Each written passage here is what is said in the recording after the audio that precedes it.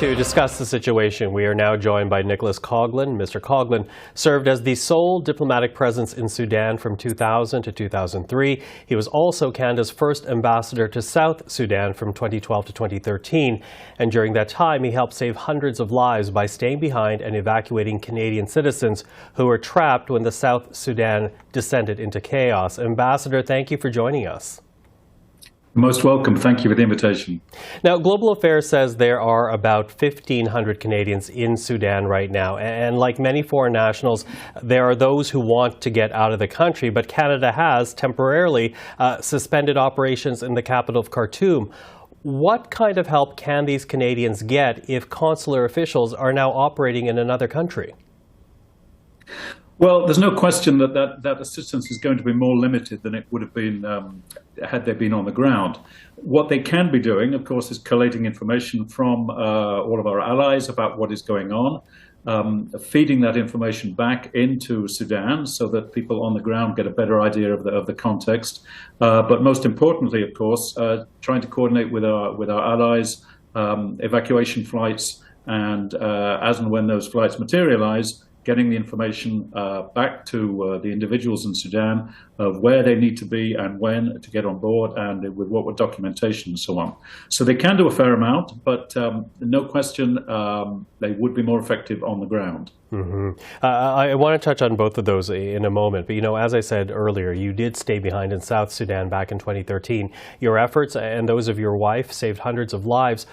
What kind of help were you able to provide Canadians who actually showed up at the airport, that physical presence versus being in another country?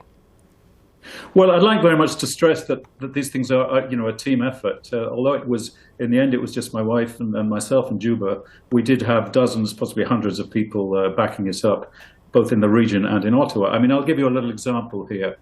So on a daily basis, we would basically tune into Ottawa, to the crisis group, who would tell us how during the night, what flights they had arranged and how many seats we were going to get, what time the planes were coming in and so on. We would then go down to the airport, put up our flag in the tree, and we would be calling in obviously the correct number of Canadians, if we'd had 20 seats or 30 seats, whatever, and then process them. I'll give you a little example of why you need the presence on the ground.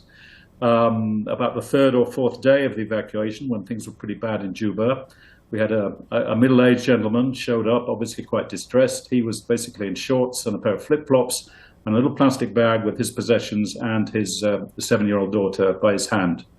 He had his passport. He had not had time to get the daughter's passport. His neighbor had his throat cut in front of him, and he had been told to get out now. So there he was at the airport. He's got a passport. The daughter hasn't. Now, I have the authority to issue an emergency passport, but I have to be satisfied that person is a Canadian. So there you have an example. What that requires is getting back to Ottawa. I had a very good team back at headquarters, passport office in the middle of the night in Ottawa, run through it. In the end, all credit to them. Basically, they say to me, there's nothing else to be done here. Look at the father, look at the girl, and tell me if you think they are a father and daughter. So on that basis, we're able to issue the passport, get them on the plane, and get them out. Obviously, that is something you can't be doing remotely. So does it make sense then, given the amount of desperation right now, if you translate that past experience with what's happening right now in Sudan, so many Canadians wanting to get out, does it make sense to suspend operations then? Well, I mean, you have, what is being put into practice here. Well, we haven't yet seen it. We haven't seen a Canadian aircraft going in with Canadian personnel.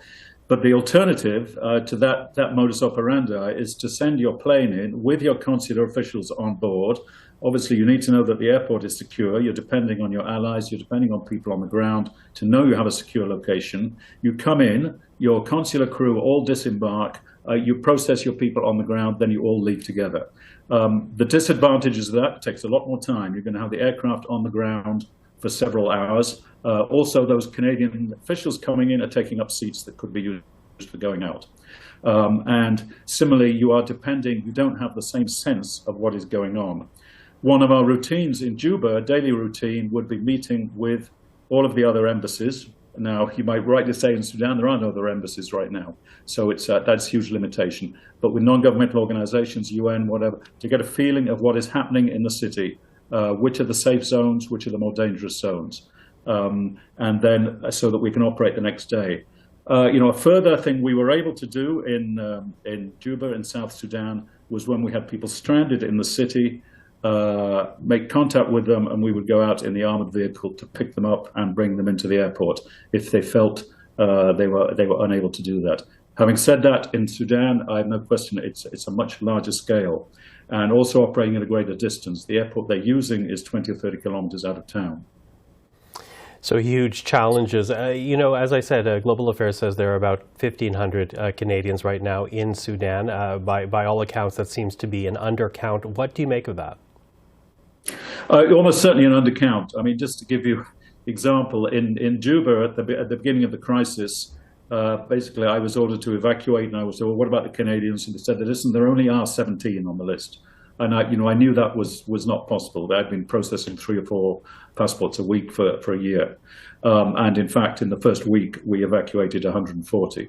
There are a lot of reasons why people don't register, principally because they are usually dual nationals. They feel at home. They feel as though they're in their own country. They feel comfortable. Why would I bother registering?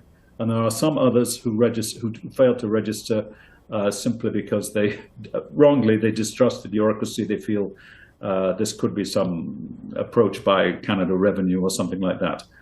So the numbers who register is always a significant underestimate. But having said that, of those 1,500, not all will wish to be evacuated. Now, as you noted, the Prime Minister says that Canada will be using a military transport plane to airlift citizens out of Sudan.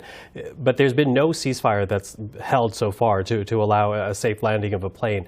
How hopeful are you that an evacuation might be near? Do you have much faith in that plan? I mean, I don't have the inside track on what's happening here. A number of countries have made successful evacuations. As I said, the airstrip they're using is definitely in a more secure location. It's not in the middle of the fighting. Khartoum Airport itself is right in the center of the fighting, even though it's very convenient to people to get to. So one has some hope it might hold. I think the medium to long-term perspective is not good. You have basically, it's an all-out power struggle between these 2 armed groups, the leaders of which, both of whom, frankly, are war criminals who deserve prosecution. The only reason they have not been sanctioned is because right now you need somebody to talk to. But they are not to be trusted, and of course their command and control is probably limited. A lot of their troops are not being fed, not being watered, so they are looting, they are on the rampage as well. And so it is a fairly bleak scenario, I would say. Nicholas Coghlan, really appreciate the time and your insight into this matter. Thank you for the invitation.